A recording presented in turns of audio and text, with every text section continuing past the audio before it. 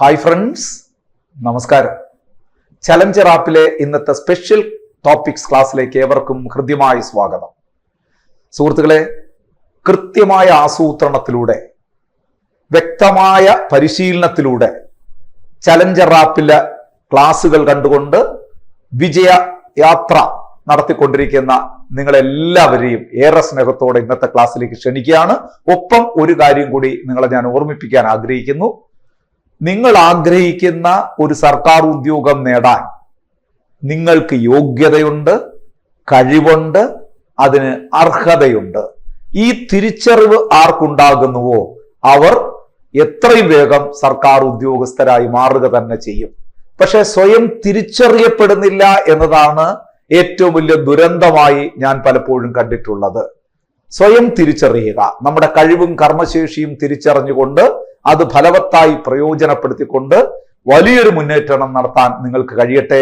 അതിന്റെ ചലഞ്ച് ആപ്പിലെ ക്ലാസ്സുകൾ നിങ്ങൾക്ക് പ്രയോജനപ്പെടട്ടെ എന്ന് ആശംസിച്ചുകൊണ്ട് ഒരിക്കൽ കൂടി ഞാൻ ക്ഷണിക്കുകയാണ് ഇന്നത്തെ സ്പെഷ്യൽ ടോപ്പിക്സ് ക്ലാസ്സിലേക്ക്.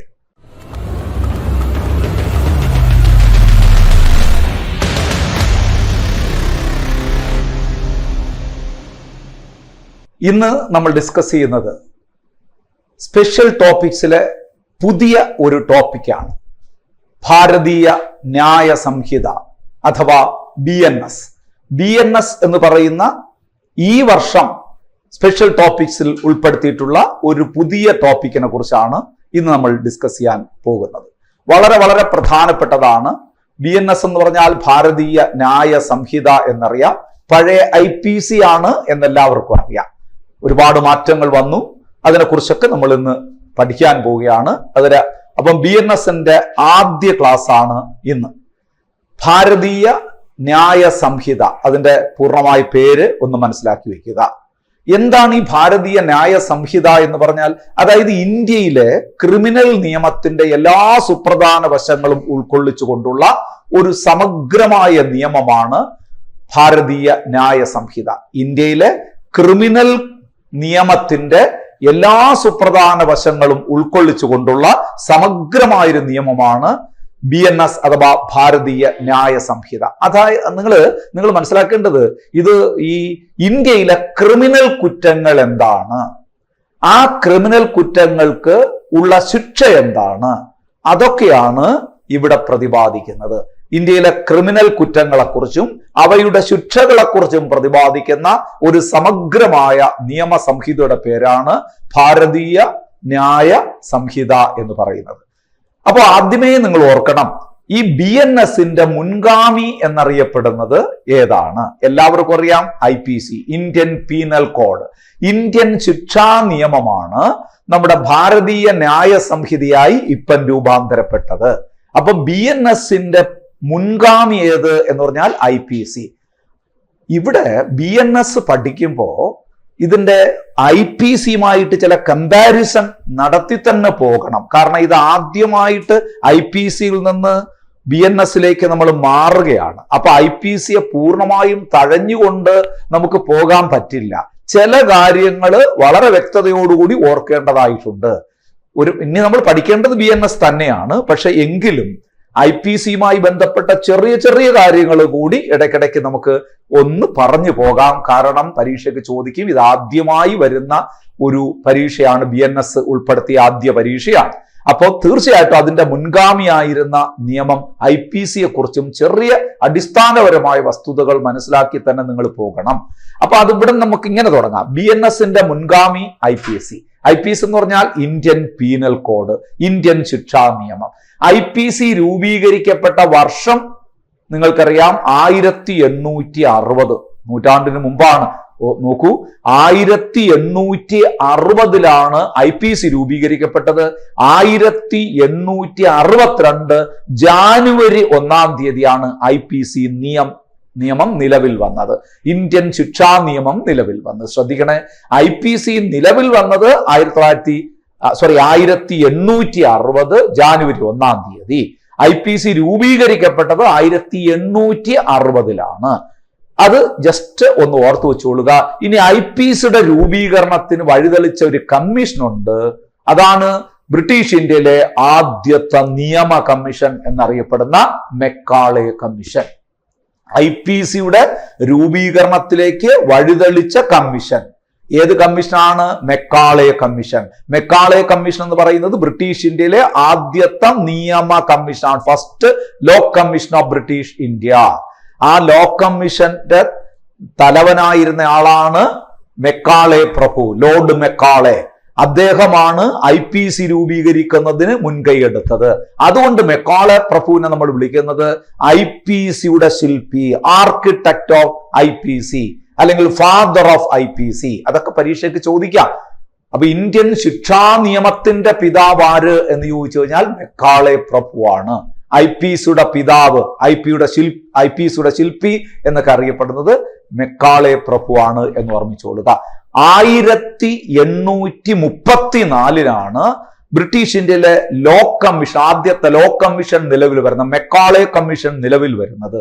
ഏത് നിയമപ്രകാരമാണ് മെക്കാളെ കമ്മീഷൻ നിലവിൽ വന്നത് എന്ന് ചോദിച്ചാൽ 1833 ചാർട്ടർ ആക്ട് പ്രകാരമാണ് മെക്കാളെ കമ്മീഷൻ നിലവിൽ വരുന്നത്. ആ മെക്കാളെ കമ്മീഷനാണ് ഇന്ത്യയിൽ IPC രൂപീകരിക്കാൻ നിമിത്തമായത്, അല്ലെങ്കിൽ IPC രൂപീകരണത്തിന് മുൻകൈ എടുത്തത്. ക്ലിയർ ആവുന്നുണ്ടല്ലോ പറയുന്നത്? അപ്പൊ ഒരു ചോദ്യവും കൂടെ നമുക്ക് പഠിച്ചാൽ നന്നായിരിക്കും. IPC രൂപീകരണ സമയം, അല്ലെങ്കിൽ നമ്മുടെ ഈ ആദ്യ നിയമ കമ്മീഷനൊക്കെ നിലവിൽ വന്നപ്പോ ഇന്ത്യയുടെ ഗവർണർ ജനറൽ ആരായിരുന്നു എന്ന് ചോദിച്ചാൽ വില്യം ബെന്റിക് പ്രഭുവാണ്. ബെന്റിക് പ്രഭു. എന്നാൽ IPCയിൽ ഒപ്പുവെച്ച വൈസ്രോയി ആര് എന്ന് ചോദിച്ചു കഴിഞ്ഞാൽ അത് കാനിങ് പ്രഭുവാണ്. കാനിങ് പ്രഭു. ഈ രണ്ടു പേരെ പേര് കൂടി ജസ്റ്റ് നിങ്ങൾ ഓർത്താൽ മതി, വേറെ വലിയ ഇമ്പോർട്ടന്റ് അല്ലാതെ, എങ്കിലും ഞാൻ പറഞ്ഞു വന്നേ ഉള്ളൂ. അപ്പൊ IPC രൂപീകരിക്കപ്പെട്ട വർഷം 1860. പിന്നീട് നമ്മൾ പറഞ്ഞു അത് നിലവിൽ വന്നത് 1862 ജാനുവരി 1 ഇന്ത്യയിലെ ബ്രിട്ടീഷ് ഇന്ത്യയിലെ ആദ്യത്തെ ലോ കമ്മീഷൻ തലവനായ മെക്കാളെ കമ്മീഷന്റെ നേതൃത്വത്തിലുള്ള ആ കമ്മീഷനാണ് ശരിക്കും പറഞ്ഞു കഴിഞ്ഞാൽ IPC രൂപീകരണത്തിന് കാരണമായ കമ്മീഷൻ. ക്ലിയർ ആയല്ലോ? ഇത്രയും ഓർത്ത് വെച്ചിട്ട് ഇനി നമ്മൾ BNSലേക്ക് പോകാം. അപ്പൊ 1860 രൂപീകരിക്കപ്പെട്ട ഒരു നിയമം 2023 ആകുമ്പോ നിങ്ങൾ ആലോചിച്ച് നോക്കുക, എന്തുമാത്രം മാറ്റങ്ങൾ വരുത്തേണ്ടതാണ്. കാലം എത്ര കടന്നുപോയി, 160ഓളം വർഷങ്ങൾ കഴിഞ്ഞു. തീർച്ചയായിട്ടും അതിലെ പല വ്യവസ്ഥകളും കാലഹരണപ്പെട്ടു പോയി, പലതും കോടതി റദ്ദാക്കി കളഞ്ഞു, പുതിയ പുതിയ കുറ്റകൃത്യങ്ങൾ ഉണ്ടായിക്കൊണ്ടിരിക്കുന്നു. അപ്പൊ സ്വാഭാവികമായിട്ട് ആ പഴയ നിയമം പിന്തുടർന്ന് നമുക്ക് മുന്നോട്ട് പോകാൻ കഴിയില്ല. കാലാനുസൃതമായ മാറ്റങ്ങൾ ആവശ്യമാണ് ഇന്ത്യൻ ശിക്ഷാ നിയമത്തില്. ആ തിരിച്ചറിവിന്മേലാണ് 2023 ആയപ്പോ IPCയെ ഒന്ന് മാറ്റി പകരം BNS എന്ന് പറയുന്ന ഒരു പുതിയ നിയമ സംഹിത ഇന്ത്യയിൽ പാർലമെന്റ് പാസ്സാക്കിയത്. ഇനി അതിനെക്കുറിച്ച് നമുക്ക് നോക്കാം. അപ്പൊ അതിന്റെ ബേസിക് ആയിട്ടൊരു കാര്യം മനസ്സിലായല്ലോ. BNSന്റെ മുൻഗാമി ഏത്? ഇപ്പൊ ചോദിക്കാൻ സാധ്യതയുള്ള ചോദ്യങ്ങൾ ഞാൻ പറയാം. BNSന്റെ മുൻഗാമി ആയ നിയമം ഏത്? IPC, Indian penal code. IPC രൂപീകരിക്കപ്പെട്ട വർഷം 1860, നിലവിൽ വന്നത് 1862 ജാനുവരി 1. IPC രൂപീകരിക്കാൻ കാരണമായ കമ്മീഷൻ ബ്രിട്ടീഷ് ഇന്ത്യയിലെ ആദ്യത്തെ നിയമ കമ്മീഷൻ മെക്കാളെ പ്രഭുവിന്റെ നേതൃത്വത്തിലുള്ള കമ്മീഷൻ ആയിരുന്നു. അതുകൊണ്ട് IPCയുടെ ശില്പി ആര് എന്ന് ചോദിച്ചാൽ മെക്കാളെ പ്രഭുവാണ്. 160 വർഷം പാരമ്പര്യമുള്ള ഇന്ത്യൻ ശിക്ഷാ നിയമത്തെയാണ് മാറ്റിക്കൊണ്ട് 2023 ആയപ്പോ ഇന്ത്യൻ പാർലമെന്റ് പുതിയൊരു നിയമ സംഹിത കൊണ്ടുവന്നത്. എന്ന് പറഞ്ഞാൽ IPCയെ പൂർണ്ണമായിട്ട് ഉപേക്ഷിച്ചിട്ടല്ല, IPCയിലെ പല വ്യവസ്ഥകളും നിലനിർത്തിക്കൊണ്ട് കാലാനുസൃതമായ മാറ്റങ്ങൾ വരുത്തിക്കൊണ്ട് ഭാരതീയ ന്യായ സംഹിത എന്ന് പറയുന്ന പുതിയൊരു നിയമ സംഹിതയ്ക്ക് രൂപം വന്നിരിക്കുകയാണ്. നമുക്ക് നോക്കാം. ഈ BNS നമുക്കറിയാം, ഒരു നിയമം പാർലമെന്റ് പാസ്സാക്കുന്നത് എങ്ങനെയാണെന്ന് കോൺസ്റ്റിറ്റ്യൂഷനൊക്കെ പഠിച്ച നിങ്ങൾക്ക് നന്നായിട്ട് അറിയാം. പാർലമെന്റിൽ ഒരു ബില്ല് അവതരിപ്പിച്ച്, ഏതെങ്കിലും ഒരു സഭയിൽ ബില്ല് അവതരിപ്പിച്ച് 2 സഭയും ആ ബില്ല് പാസ്സാക്കി രാഷ്ട്രപതി അംഗീകാരം കൊടുത്ത് അപ്പോഴാണ് ഒരു നിയമം നിർമ്മിക്കപ്പെടുന്നത്, അല്ലെ? തീർച്ചയായിട്ടും നിങ്ങൾക്കറിയാം. അപ്പൊ ഇവിടെ ആ ഒരു പശ്ചാത്തലവും കൂടി നിങ്ങൾ പഠിച്ചു വയ്ക്കണം. BNS ഭാരതീയ ന്യായ സംഹിതയുടെ ബില്ല് BNS ബില്ല് ആദ്യമായി അവതരിപ്പിക്കപ്പെട്ടത് എന്നാണ്. പാർലമെന്റിൽ ആദ്യമായി അവതരിപ്പിച്ചത് 2023 ഓഗസ്റ്റ് മാസം എത്രാം തീയതി? 11-ാം തീയതി. 2023 ഓഗസ്റ്റ് മാസം 11-ാം തീയതിയാണ്. അവതരിപ്പിച്ചത് ആരാണ്? അമിത്ഷായാണ്. നമ്മുടെ കേന്ദ്ര ആഭ്യന്തര വകുപ്പ് മന്ത്രിയായ അമിത്ഷായാണ് BNS ബില്ല് ആദ്യമായിട്ട് അവതരിപ്പിക്കുന്നത്. അപ്പൊ BNS ബില്ല് ആദ്യം അവതരിപ്പിച്ചത് എന്നു ചോദിച്ചാൽ 2023 ഓഗസ്റ്റ് 11. പക്ഷെ ഈ ബില്ല് അവതരിപ്പിച്ചതിന് ശേഷം ശരിക്കു പറഞ്ഞാൽ നമ്മുടെ ആഭ്യന്തര സ്റ്റാൻഡിംഗ് കമ്മിറ്റി അത് പരിശോധിച്ച് അതിൽ ചില കുറവുകൾ കണ്ടെത്തി. അതിൽ കുറെ മാറ്റങ്ങൾ വരുത്തണമെന്ന് ആഭ്യന്തര സ്റ്റാൻഡിംഗ് കമ്മിറ്റി ശുപാർശ ചെയ്തു. ആ ശുപാർശയുടെ അടിസ്ഥാനത്തിൽ ആ ബില്ല് പിൻവലിച്ചു. അപ്പൊ അത് പാസ്സാക്കിയിട്ടില്ല, രാഷ്ട്രപതി ഒപ്പുവെച്ചിട്ടില്ല, ഒന്നും ചെയ്തില്ല. ഒരു ബില്ല് അവതരിപ്പിച്ചു. അപ്പൊ അത് ആഭ്യന്തര സ്റ്റാൻഡിംഗ് കമ്മിറ്റിയുടെ പരിശോധന നടത്തിയപ്പോ അവർ പറഞ്ഞു ഈ നിയമത്തിൽ ഒരുപാട് മാറ്റങ്ങൾ വരുത്തി, ഈ ബില്ലിൽ ഒരുപാട് പോരായ്മകളുണ്ട്, ഈ ബില്ലിൽ ഒരുപാട് മാറ്റങ്ങൾ വരുത്തേണ്ടതായിട്ടുണ്ട് എന്ന ശുപാർശയുടെ അടിസ്ഥാനത്തിൽ ആ ബില്ല് പിൻവലിക്കുകയും രണ്ടാമത്തെ ബില്ല്, ഈ ബില്ല് പുതുക്കിക്കൊണ്ട് 2023 ഡിസംബർ മാസം 12-ാം തീയതി വീണ്ടും അവതരിപ്പിക്കുകയാണ്. അപ്പൊ ബില്ലിന്റെ അവതരണം വന്നത് എന്തുകൊണ്ടാണെന്ന് മനസ്സിലായല്ലോ. ആദ്യം 2023 ഓഗസ്റ്റ് 11 അമിത്ഷാ ബില്ല് അവതരിപ്പിക്കുകയാണ്. അപ്പൊ അതില് ചില പോരായ്മകൾ ആര് കണ്ടെത്തി? ആഭ്യന്തര സ്റ്റാൻഡിംഗ് കമ്മിറ്റി കണ്ടെത്തി. അവർ ശുപാർശ ചെയ്തു. അതിന്റെ അടിസ്ഥാനത്തിൽ ആ ബില്ല് പിൻവലിച്ചുകൊണ്ട് 2023 ഡിസംബർ 12 പുതുക്കിയ ബില്ല് പാർലമെന്റിൽ അവതരിപ്പിച്ചു. ലോകസഭയിലാണ് ആദ്യം അവതരിപ്പിച്ചത്. ലോകസഭ ആ ബില്ല് പാസ്സാക്കിയത് 2023 ഡിസംബർ മാസം 20-ാം തീയതി ലോക്സഭ പാസ്സാക്കുന്നു. 2023 ഡിസംബർ 21, അതായത് പിറ്റേ ദിവസം ഡിസംബർ 20-ാം തീയതി ബില്ല് പാസ്സാക്കുന്നു ലോകസഭ. അതിന്റെ പിറ്റേ ദിവസം ഡിസംബർ 21 രാജ്യസഭയും പാസ്സാക്കുന്നു. അടുത്ത നടപടിക്രമം നിങ്ങൾക്കറിയാം. ഇത് രാഷ്ട്രപതി ഒപ്പുവയ്ക്കണം. രാഷ്ട്രപതി ഒപ്പുവെച്ച ദിവസം നിങ്ങൾ ഒരിക്കലും മറക്കില്ല. കാരണം അതൊരു പ്രത്യേക ദിവസമാണ്, ക്രിസ്മസ് ദിനമാണ്. 2023 ഡിസംബർ 25-നാണ് രാഷ്ട്രപതി ഒപ്പുവെച്ചത്? രാഷ്ട്രപതി ഈ നമ്മുടെ BNS ബില്ലിന് ഒപ്പുവെച്ചത്. BSNL ബില്ലിന് അംഗീകാരം കൊടുത്ത രാഷ്ട്രപതി ആരാണ് എന്ന് പ്രത്യേകം ചോദിക്കേണ്ടതില്ലല്ലോ. 2023 എന്ന് പറഞ്ഞാൽ നിലവിലെ രാഷ്ട്രപതി തന്നെയാണ് അല്ലെ, ദ്രൗപദി മുർമു. അങ്ങനെ 2023 ക്രിസ്മസ് ദിനത്തിന് ഡിസംബർ 25-ന് ബില്ല് ഒപ്പുവെച്ചു. ബില്ല് അവതരിപ്പിച്ചത് അമിത്ഷായാണ്. രണ്ടാമത്തെ ബില്ല് ലോക്സഭ പാസാക്കിയത് 2023 ഡിസംബർ 20-നാണ്. രാജ്യസഭ പാസാക്കിയത് 2023 ഡിസംബർ 21-നാണ്. രാഷ്ട്രപതി ആ ബില്ലിന് അംഗീകാരം നൽകിയത് 2023 ഡിസംബർ മാസം 25-ാം തീയതി. അത് പരീക്ഷയ്ക്ക് വേണമെങ്കിൽ ചോദിക്കാം. അതിൽ നിന്ന് ഏതെങ്കിലും ഡേറ്റുകളൊക്കെ ചോദിക്കാം, ശ്രദ്ധിക്കണം. നോക്കൂ, IPC നേരത്തെ ഉണ്ടായിരുന്ന ഇന്ത്യൻ പീനൽ കോഡിൽ 23 അധ്യായങ്ങളും 511 സെക്ഷനുകളും ഉണ്ടായിരുന്നു. ഏതില്? പഴയ BNSന്റെ മുൻഗാമിയായ IPCയിൽ 23 അധ്യായങ്ങളും 511 സെക്ഷനുകളുമാണ് ഉണ്ടായിരുന്നത്. എന്നാൽ BNSല് 20 അധ്യായങ്ങളും 358 സെക്ഷനുകളേ ഉള്ളൂ. കുറെ അധ്യായങ്ങൾ കുറച്ചു, പലതിലും മാറ്റം വരുത്തി. നിങ്ങൾ ഇങ്ങനെ ഓർമ്മിച്ചാൽ മതി, BNSല് നിലവില് 20 ചാപ്റ്റേഴ്സ്, 20 അധ്യായങ്ങള്, എത്ര സെക്ഷനുകള്, എത്ര വകുപ്പുകളുണ്ട് എന്ന് ചോദിച്ചാൽ 358 വകുപ്പുകളുണ്ട്. ഇനി ഈ BNS എവിടെയാണ് ബാധകമായിട്ടുള്ളതെന്ന് ചോദിച്ചാൽ ഇന്ത്യ ഒട്ടാകെ ബാധകമാണ്. ഇന്ത്യയിലെ എല്ലാ ഇന്ത്യൻ സംസ്ഥാനങ്ങൾക്കും രാജ്യമൊട്ടാകെ ബാധകമാക്കിയ കൊണ്ടുവന്ന ഒരു നിയമമാണ് BNS, ഭാരതീയ ന്യായ സംഹിത എന്ന് പറയുന്നത്. ഇനി ഈ നിയമസംഹിതയുടെ ചില പ്രത്യേകതകൾ ഓർത്താൽ നന്നായിരിക്കും. നമ്മൾ IPCയുമായി കമ്പയർ ചെയ്യുമ്പോൾ ചില പ്രത്യേകതകളുണ്ട്. വേണമെങ്കിൽ ചോദിക്കാം, 1-2 പോയിന്റുകൾ നിങ്ങളൊന്ന് ഓർത്താൽ നന്നായിരിക്കും. അതായത് കുറ്റകൃത്യങ്ങൾ ലിംഗനിഷ്പക്ഷമാക്കി.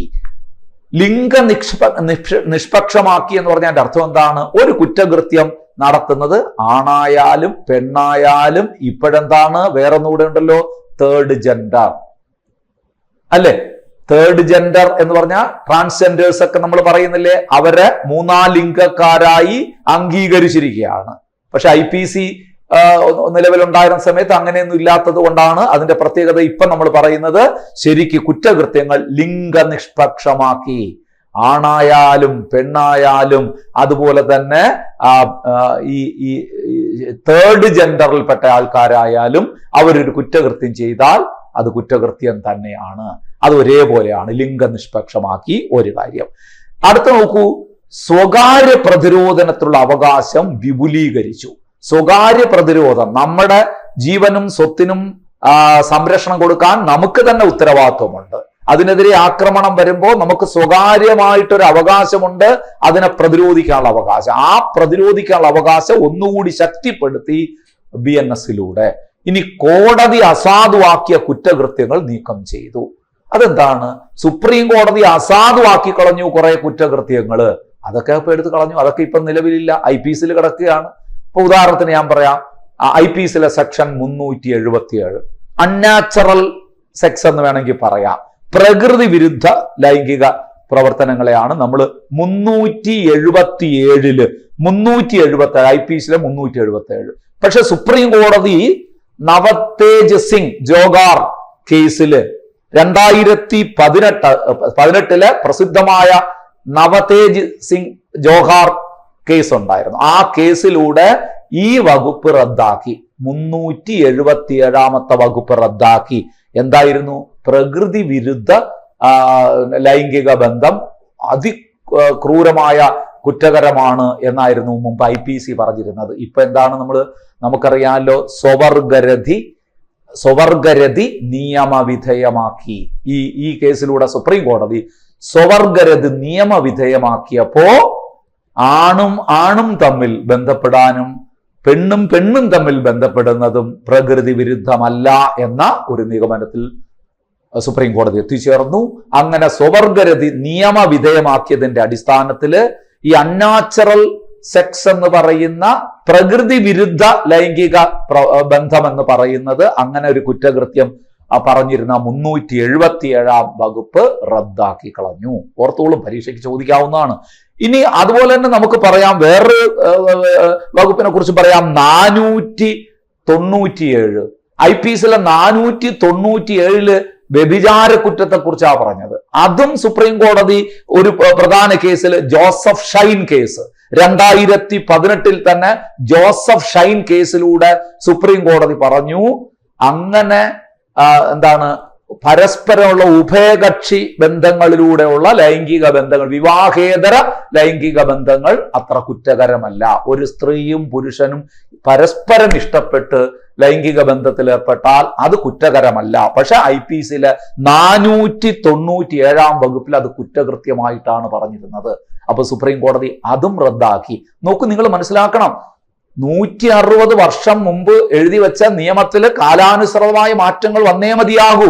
അപ്പൊ ഇത്തരത്തിലുള്ള ഒരുപാട് മാറ്റങ്ങൾ വരാൻ കാരണമായി. അപ്പം പ്രത്യേകതകൾ എന്തൊക്കെയാണ്? കുറ്റകൃത്യങ്ങൾ ലിംഗനിഷ്പക്ഷമാക്കി, സ്വകാര്യ പ്രതിരോധത്തിനുള്ള അവകാശം വിപുലീകരിച്ചു, കോടതി അസാധുവാക്കിയ കുറ്റങ്ങൾ നീക്കം ചെയ്തു, ഈ നിയമത്തിൽ നിന്ന് നീക്കം ചെയ്തു, നിരവധി കുറ്റകൃത്യങ്ങൾക്ക് പിഴ വർദ്ധിപ്പിച്ചു, പല കുറ്റകൃത്യങ്ങൾക്കും പിഴ വർദ്ധിപ്പിച്ചു. ഇപ്പോ പോക്സോ കേസുകൾ പോലെയുള്ള അതുപോലെ പോക്സോ നിയമത്തിൽ തന്നെ അതിനുള്ള വ്യവസ്ഥകൾ പറയുന്നുണ്ട്. അല്ലാതെ ഈ ഇപ്പോ ഗാങ് റേപ്പിനും അതുപോലെയൊക്കെ ഒരുപാട് ഈ തീവ്രവാദ പ്രവർത്തനങ്ങൾ, അങ്ങനെയൊക്കെയുള്ള കുറ്റകൃത്യങ്ങൾക്ക് കൂടുതൽ ശിക്ഷ വർദ്ധിപ്പിച്ചുകൊണ്ട് BNSൽ വ്യവസ്ഥ ചെയ്തു. ഇതൊക്കെയാണ് BNSന്റെ പ്രത്യേകതകളായിട്ട് നിങ്ങളിന്ന് ജനറൽ ആയിട്ട് മനസ്സിൽ വയ്ക്കേണ്ടത്. ക്ലിയർ ആയല്ലോ? ഇനി നമ്മൾ BNSന്റെ സെക്ഷനിലേക്ക് കടക്കാം.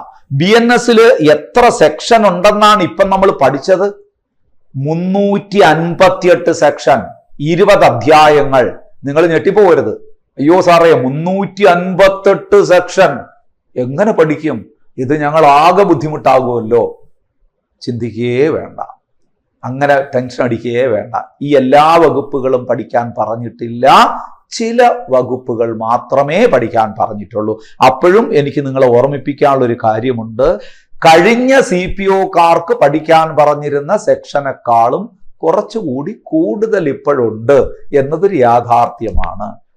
നോക്കൂ, കഴിഞ്ഞ CPOക്കാർക്ക് പഠിക്കാനുണ്ടായിരുന്ന ഒരു ഏരിയ എന്ന് പറഞ്ഞാൽ ഇപ്പൊ നിങ്ങൾക്ക് പഠിക്കാനുണ്ട് ഏതാണ്? ഇപ്പൊ നമ്മൾ നിന്ന് പഠിക്കുക അതായത് ജനറൽ എക്സെപ്ഷൻ, പൊതു ഒഴിവാക്കലുകൾ.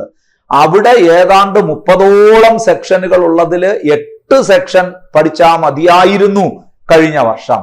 ഇപ്പം 30ഓളം. ഇപ്പൊ BNS വന്നപ്പോൾ അത് 14 മുതൽ 44 വരെ. മറ്റത് IPCയിൽ നമ്മൾ ഇനി പഠിക്കും 76 മുതൽ 106 വരെ കടന്നു. ഇപ്പൊ അത് 14 മുതൽ BNS 14 മുതൽ 44. ഇപ്പം BNSലേക്ക് വന്നപ്പം ആ 30ഉം നിങ്ങൾക്ക് പഠിക്കാനിട്ടിരിക്കുകയാണ്. അത് പഠിച്ചേ മതിയാകൂ. പക്ഷെ നിങ്ങൾ അങ്ങനെയൊക്കെ ആലോചിക്കുമ്പോൾ അയ്യോ കൂടിപ്പോയില്ലേ, ഒരു ടെൻഷനും വേണ്ട. ഇത്രമാത്രം സിമ്പിൾ ആയിട്ടുള്ള കാര്യം അവിടെ അവിടെ പറഞ്ഞിരിക്കുന്നത്. വളരെ സിമ്പിൾ ആയിട്ടുള്ള കാര്യമാണ് പറഞ്ഞിരിക്കുന്നത്. നമുക്കത് എക്സാമ്പിൾ ഉൾപ്പെടെ ഞാൻ പറഞ്ഞു തരുമ്പോൾ നിങ്ങൾക്ക് മനസ്സിലാവും ഇത്രയേ ഉള്ളൂ എന്ന് മനസ്സിലാവും. അപ്പൊ ഞാൻ ഇതുവരെ പറഞ്ഞ് നിങ്ങൾക്ക് മനസ്സിലായല്ലോ. IPC രൂപീകരിക്കപ്പെട്ടതും IPCയുടെ പ്രധാനപ്പെട്ട പ്രത്യേകതയും ഒക്കെ ഞാൻ പറഞ്ഞു. അതിന്റെ IPCയുടെ പ്രത്യേകതയും അതുപോലെ തന്നെ BNSന്റെ പ്രത്യേകതയും. BNSന്റെ പ്രത്യേകതയാണ് നിങ്ങൾ ഓർക്കേണ്ടത്. IPCയിൽ നിന്ന് BNSലേക്ക് വന്നപ്പോൾ പുതിയ പുതിയ പ്രത്യേകതകൾ എന്താണെന്ന് ഞാൻ ഇപ്പോൾ 1-2 പോയിന്റുകളിലൂടെ വ്യക്തമാക്കി. നിങ്ങൾ പഠിച്ചു വയ്ക്കുക. ഇനി IPCയിലെ ചില നിർവചനങ്ങളിലേക്ക് നമുക്കൊന്ന് കടക്കാം. ആദ്യം നിങ്ങൾക്ക് പഠിക്കാൻ പറയുന്ന സെക്ഷൻ 2-3, 2ാമത്തെ വകുപ്പിൽ 3ാമത്തെ ഉപവകുപ്പാണ് നിങ്ങൾക്ക് പഠിക്കാൻ പറഞ്ഞിരിക്കുന്നത്. ഈ ഏതൊരു നിയമത്തിന്റെയും സെക്ഷൻ 2ലേക്ക് വന്നു കഴിഞ്ഞാൽ അവിടെ പറയുന്ന എന്താണെന്ന് നിങ്ങൾക്കറിയാം. ഒരു കോമൺ ആയിട്ടൊരു കാര്യമാണ്, ഡെഫിനിഷൻസ് ആണ്, നിർവചനങ്ങളെ കുറിച്ചാണ്.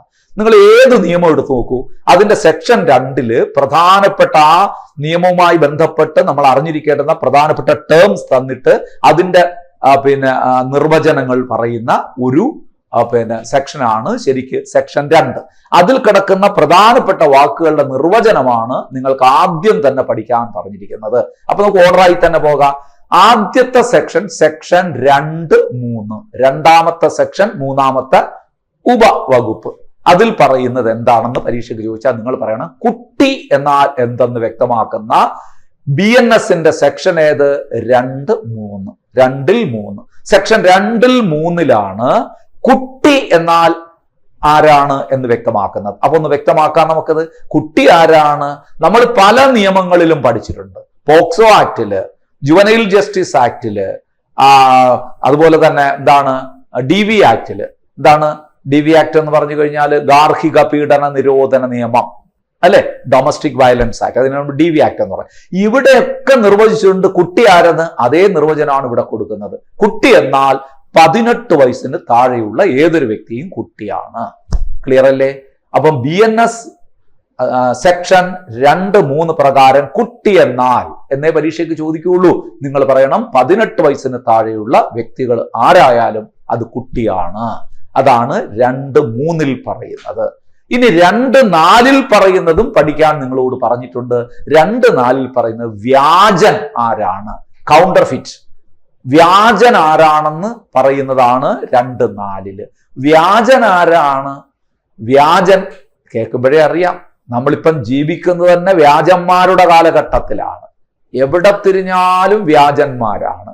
പാതിവില തട്ടിപ്പെന്നും അതുപോലെ തന്നെ പല കാര്യങ്ങൾ പറഞ്ഞുകൊണ്ട് നമ്മുടെ സമീപിക്കുന്ന, അല്ലെങ്കിൽ എന്താ പറയുന്നത്, ഈ വ്യാജ വസ്തുക്കളൊക്കെ നമ്മളെ കാണിച്ചുകൊണ്ട് ഇതൊക്കെ ഒറിജിനൽ ആണെന്ന് പറഞ്ഞുകൊണ്ട് നമ്മളെ കൊണ്ട് വാങ്ങിപ്പിക്കുന്നതും, ഇനി ആളുമാറി വ്യാജന്മാര് വരുന്നതും, ഇങ്ങനെ വ്യാജ ലോകത്താണ് നമ്മൾ ജീവിക്കുന്നത്. അപ്പോ 2-4 വളരെ പ്രധാനപ്പെട്ടാണ്. ആരാണ് കൗണ്ടർഫിറ്റ് അഥവാ വ്യാജൻ എന്ന് പറയുന്നത് ആരാണെന്നാണ് ചോദ്യം. ഒരു വസ്തുവിനെ മറ്റൊന്നായി സാമ്യപ്പെടുത്തുകയും ആ സാമ്യം ഉപയോഗിച്ച് വഞ്ചന നടത്തുക എന്ന ഉദ്ദേശത്തോടുകൂടി പ്രവർത്തിക്കുകയും ചെയ്യുന്ന ഏതൊരാളും വ്യാജനാണ്. ഒരു വസ്തുവിനെ മറ്റൊന്നായി സാമ്യപ്പെടുത്തുന്നു, ഇത് അതാണ് എന്ന് പറഞ്ഞ് നമ്മളെ പറ്റിക്കുന്നു, തെറ്റിദ്ധരിപ്പിക്കുന്നു. നിങ്ങൾ കണ്ടതാണ് ഈ അടുത്ത കാലത്തൊക്കെ ഒരുപാട് വിവാദമായ കേസ് ആണല്ലോ ഈ എന്താണ് ജോൺസൺ മാവുങ്കൽ കേസ്. കേട്ടിട്ടില്ലേ നിങ്ങൾ? അവിടെ ഈ വ്യാജ വസ്തുക്കളൊക്കെ ഒറിജിനൽ ആണെന്ന് ആൾക്കാർ തെറ്റിദ്ധരിപ്പിച്ചിട്ട് അവരിൽ നിന്നും പണം തട്ടിയെടുക്കുന്നത്. ഏതോ ഒരു കിരീടമൊക്കെ കാണിച്ചിട്ട് ഇത് യേശു ക്രിസ്തു മുമ്പ് വച്ചിരുന്നതാണ്, അദ്ദേഹം വെച്ചിരുന്ന മുൾക്കിരീടമാണ്, അല്ലെങ്കിൽ സ്നാപക യോഹന്നാൻ ഊന്നി നടന്ന വടിയാണ് എന്നൊക്കെ പറഞ്ഞുകൊണ്ട് പല വസ്തുക്കളെയും കാണിച്ച് ആൾക്കാരെ തെറ്റിദ്ധരിപ്പിച്ച് അവരിന്ന് പണം തട്ടുന്ന സമ്പ്രദായമൊക്കെ നിങ്ങൾ കണ്ടിട്ടില്ലേ? അപ്പം വ്യാജന്മാരുടെ ലോകത്താണ് നമ്മൾ ജീവിക്കുന്നത്. അതുകൊണ്ട് പരീക്ഷയ്ക്ക് ഇത് ചോദിക്കും. BNS സെക്ഷൻ 2.4 വ്യാജൻ ആരെന്ന് പറയുന്നത്. വ്യാജന്റെ കറക്റ്റ് ഡെഫിനിഷൻ എന്താണ്? ഒരു വസ്തുവിനെ മറ്റൊന്നായി സാമ്യപ്പെടുത്തുകയും ആ സാമ്യം ഉപയോഗിച്ച് വഞ്ചന നടത്തുകയും ചെയ്യുന്ന ഏതൊരു വ്യക്തിയും വ്യാജനാണ്. ക്ലിയർ അല്ലേ? അതും കിട്ടിക്കഴിഞ്ഞു. ഇനി അടുത്ത നിങ്ങളോട് പഠിക്കാൻ പറഞ്ഞത് 2.8. അപ്പൊ 2 ശരിക്കും പറഞ്ഞു കഴിഞ്ഞാൽ 2 എല്ലാം പഠിക്കാൻ പറഞ്ഞിട്ടില്ല. 2.3 പറഞ്ഞു കുട്ടി, 2.4 വ്യാജൻ, 2.8 പറയുന്നത്. എന്താണ് രേഖ അഥവാ ഡോക്യുമെന്റ് എന്താണെന്നാണ് പറയുന്നത്. അപ്പൊ 2.8 പ്രകാരം ഡോക്യുമെന്റ് അഥവാ രേഖ നമുക്കറിയാലോ. കോമൺ സെൻസ് ഉപയോഗിച്ചാൽ ഇതൊക്കെ മനസ്സിലാവും. നമുക്കറിയാലോ ഒരു രേഖ എന്ന് പറഞ്ഞാൽ എന്താണ്? എന്തെങ്കിലും അക്ഷരങ്ങളിലോ അക്കങ്ങളിലോ എന്തെങ്കിലും അടയാളങ്ങളോ ഒക്കെ ഇട്ടുകൊണ്ട് സൂക്ഷിക്കുന്ന ഒരു പ്രമാണത്തിലെ രേഖ എന്ന് പറയുന്നത്. അത് മനസ്സിൽ വെച്ചുകൊണ്ട് പഠിക്കുക. അക്ഷരങ്ങൾ, അക്കങ്ങൾ, അടയാളങ്ങൾ എന്നിവയിലൂടെ ഏതെങ്കിലും പ്രകടിപ്പിക്കുന്നതോ വിവരിക്കുന്നതോ ആയ ഏതൊരു കാര്യവും രേഖയാണ്. നിങ്ങൾക്ക് ആരെങ്കിലും ഒരാള് ഒരു ഒരു ഒരു ഒരു പേപ്പറിൽ എന്തെങ്കിലും കാര്യങ്ങൾ എഴുതി, കുറെ അക്ഷരങ്ങൾ എഴുതി ഒപ്പിട്ട് നിങ്ങളെ ഏൽപ്പിച്ചാൽ അതൊരു രേഖയാണ്. അവിടെ കുറെ അക്കങ്ങളൊക്കെ എഴുതി അല്ലെങ്കിൽ അടയാളങ്ങളൊക്കെ ഇട്ട് അക്ഷരങ്ങളൊക്കെ എഴുതി കുറച്ച് എന്തെങ്കിലുമൊക്കെ കാര്യങ്ങളൊക്കെ എഴുതി സൈൻ ചെയ്ത് നിങ്ങളിൽ തന്നു കഴിഞ്ഞാൽ അതൊരു രേഖയാണ്. അപ്പൊ എന്താണ്? അക്ഷരങ്ങൾ, അക്കങ്ങൾ, അടയാളങ്ങൾ എന്നിവയിലൂടെ ഏതെങ്കിലും പ്രകടിപ്പിക്കുന്നതോ വിവരിക്കുന്നതോ ആയ ഏതൊരു കാര്യവും രേഖയാണ്. ഇനി ആ കാര്യത്തിന്റെ തെളിവിനായി ഉപയോഗിക്കാൻ കഴിയുന്ന ഇലക്ട്രോണിക് ഡിജിറ്റൽ റെക്കോർഡുകളും ഇതിൽ ഉൾപ്പെടുന്നു. ഇത് നിങ്ങൾ IT ആക്ട് ഒക്കെ പഠിക്കുമ്പോൾ പഠിക്കുന്നതാണ്. ശരിക്കും പറഞ്ഞാൽ IT ആക്ട് ഒക്കെ പഠിക്കുമ്പോൾ ഈ രേഖ എന്താണെന്ന് അവിടെയും പഠിക്കുന്നുണ്ട്. ഇലക്ട്രോണിക് ഡിവൈസസ്, അതുപോലെ തന്നെ ഡിജിറ്റൽ റെക്കോർഡുകൾ, ഇതെല്ലാം രേഖയാണ്. അതുകൊണ്ടാണല്ലോ ഇപ്പൊ ഒരു ഏതെങ്കിലും ഒരു തട്ടിപ്പുകാരനൊക്കെ പിടിക്കുമ്പോൾ അവന്റെ ടെലിഫോൺ, മൊബൈൽ ഫോൺ പിടിച്ചെടുക്കുന്നു, ലാപ്ടോപ്പ് പിടിച്ചെടുക്കുന്നു, കമ്പ്യൂട്ടർ പിടിച്ചെടുക്കുന്നു. ഇങ്ങനെ ഇലക്ട്രോണിക് ഡിവൈസസുകൾ എല്ലാം പിടിച്ചെടുക്കും. കാര്യം അതെല്ലാം ഈ കുറ്റകൃത്യം ചെയ്തതിന്റെ രേഖകൾ ആണ് എന്ന ബോധ്യത്തിലാണ് അന്വേഷണ ഉദ്യോഗസ്ഥർ അതൊക്കെ പിടിച്ചെടുക്കുന്നത്. അപ്പൊ അതും ഡിജിറ്റൽ ആയിട്ടുള്ളതും ഇലക്ട്രോണിക് ആയിട്ടുള്ള എല്ലാ രേഖകളും രേഖ തന്നെയാണ്, ഇതിന്റെ പരിധിയിൽപ്പെടും. അല്ലാതെ വെറുതെ അക്ഷരങ്ങളോ അക്കങ്ങളോ എവിടെയെങ്കിലും എഴുതി വെച്ചിരിക്കുന്നത് മാത്രമല്ല രേഖ എന്ന് ഓർക്കുക. അപ്പം കുട്ടി ആരെന്ന് പഠിച്ചു, വ്യാജൻ ആരെന്ന് പഠിച്ചു, രേഖ എന്താണെന്ന് പഠിച്ചു. അടുത്തത് അഭയം നൽകൽ. അതാണ് 2:13 പറയുന്നത്. ഇതൊക്കെ നിങ്ങൾ ശ്രദ്ധിക്കണം. അഭയം നൽകൽ, ഹാർബർ എന്ന് പറഞ്ഞാൽ എന്താണ്? അഭയം നൽകൽ. ഇവിടെ നമ്മൾ ഓർക്കണം, കുറ്റവാളികൾക്കൊക്കെ നമ്മൾ അഭയം നൽകുന്നവരുണ്ട് ചില ആൾക്കാര്. അതാണ് ഇവിടെ ഉദ്ദേശിക്കുന്നത്. ഒരാൾക്ക് അഭയം നൽകുക എന്ന് പറഞ്ഞാൽ ഒരു വ്യക്തിക്ക് താമസ സ്ഥലം, ഭക്ഷണം, വെള്ളം, പണം, വസ്ത്രം, ആയുധങ്ങൾ, വാഹനമാർഗങ്ങൾ തുടങ്ങിയവ നൽകി സഹായിക്കുന്നതിനെയാണ് അഭയം നൽകൽ എന്ന് പറയുന്നത്. നോക്കൂ, നിങ്ങൾ ഈ പല കുറ്റകൃത്യങ്ങൾ നടത്തിയിട്ട് ചില ആൾക്കാര് എവിടെയെങ്കിലും ഒളിവിൽ പോയിട്ട് ബന്ധുക്കാരുടെയോ സുഹൃത്തുക്കളുടെയോ വീട്ടിൽ താമസിക്കാറുണ്ട്. അപ്പൊ അവർ ചെയ്യുന്നത് എന്താണ്? ഈ പ്രതിക്ക് അഭയം നൽകലാണ് ചെയ്യുന്നത്. അത്രേ ഉള്ളൂ. ഒരു കുറ്റകൃത്യം നടത്തിയിട്ട് ഒരാള് വളരെ ദൂരെ താമസിക്കുന്ന മറ്റൊരു ജില്ലയിലോ മറ്റൊരു സ്റ്റേറ്റിലോ താമസിക്കുന്ന അയാളുടെ സുഹൃത്തിന്റെ ബന്ധുവിന്റെ വീട്ടിൽ പോയി. അവിടെ ചെന്നപ്പോ ഈ കുറ്റകൃത്യങ്ങളൊക്കെ അറിഞ്ഞുകൊണ്ട് തന്നെ അവരെന്ത് ചെയ്യുന്നു? ബന്ധുവല്ലേ അല്ലെങ്കിൽ സുഹൃത്തല്ലേ അവിടെ താമസിപ്പിച്ച് അയാൾക്ക് താമസ സ്ഥലം കൊടുക്കുന്നു, കിടന്നുറങ്ങാൻ ഇടം കൊടുക്കുന്നു, ഭക്ഷണം കൊടുക്കുന്നു, വെള്ളം കൊടുക്കുന്നു, പണം കൊടുക്കുന്നു, വസ്ത്രം കൊടുക്കുന്നു, ആയുധങ്ങൾ കൊടുക്കുന്നു, വേണമെങ്കിൽ രക്ഷപ്പെടാൻ വാഹനങ്ങൾ അറേഞ്ച് ചെയ്ത് കൊടുക്കുന്നു. ഇതൊക്കെ ചെയ്യുന്നതിനെയാണ് അഭയം നൽകൽ എന്ന് പറയുന്നത്. കുറ്റവാളിക്ക് അഭയം നൽകുന്നതും കുറ്റകൃത്യമാണ്, ശിക്ഷാർഹമാണ്. ഇവിടെ അഭയം നൽകൽ എന്ന് പറഞ്ഞാൽ ഒരു വ്യക്തിക്ക്, അത് ആരോ ആയിക്കോട്ടെ, ഒരു വ്യക്തിക്ക് താമസ സ്ഥലം, ഭക്ഷണം, വെള്ളം, പണം, വസ്ത്രം, ആയുധം, സ്ഫോടക വസ്തുക്കള്, വാഹനമാർഗങ്ങൾ എന്ന് പലതും പറയാം. ഇങ്ങനെ അയാൾക്ക് ആവശ്യമായിട്ടുള്ള കാര്യങ്ങളെല്ലാം പ്രൊവൈഡ് ചെയ്ത് കൊടുക്കുന്നതിന്റെ പേരാണ് അഭയം നൽകൽ. ക്ലിയർ ആയല്ലോ? അപ്പൊ 2:3 2:4 2:8 2:13 ഇനി 2:14 നമ്മൾ കടക്കാം. പരിക്കെന്ന് പറഞ്ഞാൽ എന്താണ്? ഇഞ്ചുറി. BNS പ്രത്യേകിച്ച് പറയുന്നുണ്ട്. സെക്ഷൻ 2:14 ഇഞ്ചുറി എന്ന് പറഞ്ഞാൽ എന്താണെന്ന് പറയുന്നു? പരിക്ക്. ഒരു വ്യക്തിക്ക് പരിക്കേൽപ്പിക്കുക എന്ന് പറഞ്ഞാൽ എന്താണ്? അയാളെ ശരീരത്തിൽ എന്തെങ്കിലും കുത്തിമുറിവേൽപ്പിക്കുക മാത്രമല്ല. ഒരു വ്യക്തിക്ക് പരിക്കേൽപ്പിക്കുക എന്ന് പറഞ്ഞാൽ ശ്രദ്ധിക്കണം, ഒരു വ്യക്തിയുടെ ശരീരത്തിലോ മനസ്സിലോ സ്വത്തിലോ പ്രശസ്തിയിലോ നിയമവിരുദ്ധമായി വരുത്തി വയ്ക്കുന്ന ഏതെങ്കിലും ദോഷമാണ് പരിക്ക്. എന്നെ ഒരാൾ ശാരീരികമായി ആക്രമിച്ചു, എൻ്റെ ശരീരമൊക്കെ മുറിഞ്ഞു, പരിക്കാണ്. ഇനി എന്നെ ശാരീരികമായി ആക്രമിച്ചില്ല, എന്നെ മാനസികമായി തളർത്താൻ വേണ്ടിയിട്ട് എന്തെങ്കിലും ചെയ്തു, എനിക്കെതിരെ കുറെ ദുഷ്പ്രചരണങ്ങൾ അപവാദങ്ങൾ പറഞ്ഞു പരത്തിയപ്പോൾ ഞാൻ മെന്റലി ഡിപ്രസ്ഡ് ആയി മാറി, അതും എനിക്ക് ഏറ്റ പരിക്കാണ്. അപ്പൊ ശാരീരികമായോ അല്ലെങ്കിൽ ശരീരത്തിലോ മനസ്സിലോ സ്വത്തിലോ എൻ്റെ സ്വത്ത് ആരെങ്കിലും അപഹരിച്ചു കൊണ്ടുപോയി, പരിക്കല്ലേ? അതും പരിക്ക് തന്നെയാണ്. പ്രശസ്തിയിലോ, പ്രശസ്തി എന്ന് പറഞ്ഞ് ഞാൻ നേരത്തെ മാനസികം പറഞ്ഞതിന്റെ കൂട്ടത്തിൽ പറഞ്ഞു, എന്നെ ഒന്ന് ഡിഫൈൻ ചെയ്യാൻ വേണ്ടിയിട്ട്, എൻ്റെ പ്രശസ്തി ഒന്ന് ഇകഴ്ത്തി കാണിക്കാൻ വേണ്ടിയിട്ട് എനിക്കെതിരെ കുപ്രചരണങ്ങളെല്ലാം പരത്തി എൻ്റെ പ്രശസ്തിയിൽ ഇടിവുണ്ടാക്കി. നമ്മൾ സമൂഹത്തിൽ കാണുന്നില്ലേ ഇങ്ങനെ?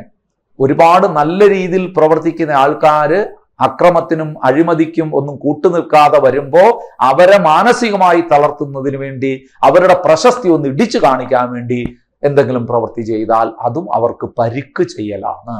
ഇതാണ് പരിക്കെന്ന് പറഞ്ഞത്. അപ്പൊ എന്തൊക്കെയാണ്? ശരീരത്തിലോ മനസ്സിലോ സ്വത്തിലോ പ്രശസ്തിയിലോ നിയമവിരുദ്ധമായി വരുത്തി വയ്ക്കുന്ന ഏതെങ്കിലും ദോഷമാണ് പരിക്കെന്ന് പറയുന്നത്.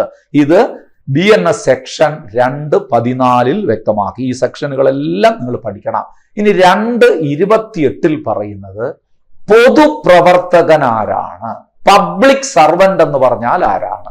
പബ്ലിക് സർവന്റ് നിങ്ങൾ കോമൺ ആയിട്ടൊന്ന് മനസ്സിൽ അതൊന്ന് ചിന്തിച്ചു നോക്കിയാൽ നിങ്ങൾക്കറിയാം, സമൂഹത്തിൽ ജനങ്ങൾക്ക് വേണ്ടി പ്രവർത്തിക്കുന്ന സർക്കാരുമായി ബന്ധപ്പെട്ട എല്ലാവരും പൊതുപ്രവർത്തകരാണ്.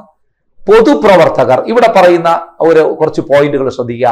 കരസേനയിലോ നാവികസേനയിലോ വ്യോമസേനയിലോ ഉള്ള commissioned officer. Commissioned officer means എന്താണ്? നിയുക്ത ഉദ്യോഗസ്ഥര് എന്ന് വെച്ചാൽ 3 സേനാ വിഭാഗങ്ങളിലെയും നിയുക്ത ഉദ്യോഗസ്ഥരെ നമ്മൾ വിളിക്കുന്നത് പബ്ലിക് സർവന്റ് ആണ്. അവർ പബ്ലിക് സർവന്റിൽ ഗണത്തിൽപ്പെടുന്നതാണ്. ഏതെങ്കിലും വിധി നിർണയ പ്രവർത്തനങ്ങൾ ചെയ്യാൻ നിയമപ്രകാരം അധികാരമുള്ള ജഡ്ജി ഉൾപ്പെടെയുള്ള ഏതൊരു വ്യക്തിയും പബ്ലിക് സർവന്റ് ആണ്. എന്ന് പറഞ്ഞാൽ ജഡ്ജി, കോടതിയിൽ വിധി പറയുന്ന ജഡ്ജി ആണല്ലോ, അപ്പൊ ജഡ്ജി പബ്ലിക് സർവന്റ് ആണ്. ഇനി അല്ലാതെ തന്നെ ഏതെങ്കിലും ഒരു വിഷയത്തെക്കുറിച്ച് ഒരു വിധി നിർണയിക്കാൻ കഴിയുന്ന ആ സംഘടനയുടെ തലപ്പത്തിരിക്കുന്ന ആളോ ആ ഓർഗനൈസേഷന്റെ ഹെഡോ അദ്ദേഹത്തിന് അതുമായി ബന്ധപ്പെട്ടൊരു വിധി പ്രഖ്യാപിക്കാൻ കഴിയുമെങ്കിൽ അദ്ദേഹവും പബ്ലിക് സർവന്റ് ആണ്. ഏതെങ്കിലും വിധി നിർണയ പ്രവർത്തനങ്ങൾ ചെയ്യാൻ നിയമപ്രകാരം അധികാരമുള്ള ജഡ്ജി ഉൾപ്പെടെയുള്ള ഏതൊരു വ്യക്തിയും പബ്ലിക് സർവന്റ് ആണ്. അടുത്ത നോക്കൂ, ലിക്വിഡേറ്റർ, റിസീവർ, കമ്മീഷണർ ഉൾപ്പെടെയുള്ള ഏതൊരു ഉദ്യോഗസ്ഥനും നിയമപരമായി എന്തെങ്കിലും കാര്യം അന്വേഷിക്കുകയോ റിപ്പോർട്ട് ചെയ്യുകയോ ചെയ്യാൻ അധികാരപ്പെടുത്തിയ ഓരോ വ്യക്തിയും പബ്ലിക് സർവന്റ് ആണ്. ലിക്വിഡേറ്റർ ആരാണ്? ലിക്വിഡേറ്റർ ഇപ്പൊ ഏതെങ്കിലും ഒരു സ്ഥാപനം കമ്പനി പൂട്ടിയെന്ന് വിചാരിക്കുക. കമ്പനി പല കാരണങ്ങൾ കൊണ്ട് കമ്പനി ക്ലോസ് ഡൗൺ ചെയ്തു കഴിഞ്ഞു. ഇനി ആ കമ്പനി അങ്ങനെ പൂട്ടിയിട്ടിട്ട് പോകാൻ പറ്റില്ലല്ലോ.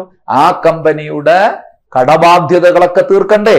അപ്പൊ അതിലെ നിലവിലുള്ള സ്വത്ത് ഉപയോഗിച്ച് കടബാധ്യതകൾ തീർക്കണം. എത്ര ആസ്തി ഉണ്ടെന്ന് കണക്കാക്കണം, എത്ര ലൈബിലിറ്റി ഉണ്ടെന്ന് കണക്കാക്കണം. അതിനു വേണ്ടിയിട്ട് നിയമിക്കപ്പെടുന്ന, അതിന്റെ കണക്കെടുക്കാൻ വേണ്ടി നിയമിക്കപ്പെടുന്ന ഉദ്യോഗസ്ഥനാണ് ലിക്വിഡേറ്റർ എന്ന് പറയുന്നത്. ചുമതല ഒരു ലിക്വിഡേറ്ററെ ഏൽപ്പിക്കും ഇനിയുള്ള കാര്യങ്ങൾ ചെയ്യാൻ. ഈ ഒരു ക്ലോസ് ഡൗണിന് ശേഷം, കമ്പനിയൊക്കെ പൂട്ടിയതിന് ശേഷം, ഒരു സ്ഥാപനം പൂട്ടിയതിനു ശേഷം ഒരാളെ ചുമതലപ്പെടുത്തുന്ന ആളാണ് ലിക്വിഡേറ്റർ. പബ്ലിക് സർവന്റ് ആണ്. റിസീവർ ഏതെങ്കിലും ഒരു സ്വത്ത് വകയോ ഏതെങ്കിലും ഒരു സ്ഥാപനമോ ഏറ്റെടുക്കുന്ന വ്യക്തിയെയും നമ്മൾ റിസീവർ എന്ന് വിളിക്കാം.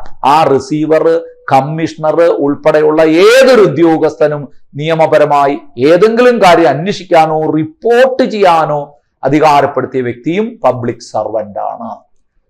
പബ്ലിക് സർവന്റിന്റെ കാറ്റഗറി പെട്ട സിമ്പിളാണ്. 1-2 പ്രാവശ്യം വായിച്ചാൽ മതി. ഡി നോക്കുക, ഒരു കോടതിയോ പൊതുപ്രവർത്തകനെയോ സഹായിക്കുന്ന ഒരു പഞ്ചായത്തിലെ അംഗം, കോടതിക്ക് സഹായകരമായിട്ടുള്ള റിപ്പോർട്ടുകൾ കൊടുക്കുന്ന, അതുപോലെ തന്നെ ഒരു പൊതുപ്രവർത്തകനെ അയാളുടെ പ്രവർത്തനങ്ങൾ സഹായിക്കുന്ന ഒരു പഞ്ചായത്തിലെ അംഗവും ആര് തന്നെയാണ്? പൊതുപ്രവർത്തകനാണ്, പബ്ലിക് സർവന്റ് ആണ്. ഏതെങ്കിലും കോടതിയോ, ഏതെങ്കിലും കോടതിയോ പൊതു അധികാരിയോ എന്തെങ്കിലും കാര്യം റെഫർ ചെയ്തിട്ടുള്ള ഒരു മധ്യസ്ഥൻ, കോടതി ഒരാളെ ഒരു കാര്യം ഏൽപ്പിച്ചിരിക്കുന്നു, ആ ഏൽപ്പിച്ചിരിക്കപ്പെട്ടിരിക്കുന്ന ആ ആളും ആരാണ്? പബ്ലിക് സർവന്റ് ആണ്. കോടതി എന്തെങ്കിലും ഒരു കാര്യം ഏതെങ്കിലും കോടതിയോ പൊതു അധികാരിയോ ഏതെങ്കിലും കാര്യം റെഫർ ചെയ്യാനുള്ള, ഇപ്പൊ കോടതി ചിലപ്പോൾ നിങ്ങൾക്ക് കേട്ടിട്ടുണ്ടല്ലോ, ഇപ്പൊ അമിക്കസ് ക്യൂറിയൊക്കെ നിയമിക്കാറുണ്ട് കേസിന്റെ കാര്യങ്ങൾ പഠിച്ച് റിപ്പോർട്ട് ചെയ്യാൻ. അയാളും പബ്ലിക് സർവന്റ് ആണ്. എന്തെങ്കിലും ഒരു കാര്യം റെഫർ ചെയ്യാൻ വേണ്ടിയിട്ട് ഏതെങ്കിലും ഒരു മധ്യസ്ഥനെ കണ്ടെത്തുന്നു, ആ മധ്യസ്ഥനും ആര് തന്നെയാണ്? തീർച്ചയായിട്ടും പബ്ലിക് സർവന്റ് ആണ്. ഇതെല്ലാം പബ്ലിക് സർവന്റ് കാറ്റഗറിയിൽ പെടുന്നു. ഏതെങ്കിലും വ്യക്തിയെ തടവിൽ വെക്കാൻ അധികാരപ്പെടുത്തി ഏതെങ്കിലും പദവി വഹിക്കുന്ന ഓരോ വ്യക്തിയും പബ്ലിക് സർവന്റ് ആണ്. ഒരാളെ ഒരു വ്യക്തിയെ തടവിൽ വയ്ക്കാൻ അധികാരമുള്ള വ്യക്തി, അതിന് ആരെങ്കിലും ചുമതലപ്പെടുത്താൻ അധികാരമുള്ള വ്യക്തി തീർച്ചയായിട്ടും ആര് തന്നെയാണ്?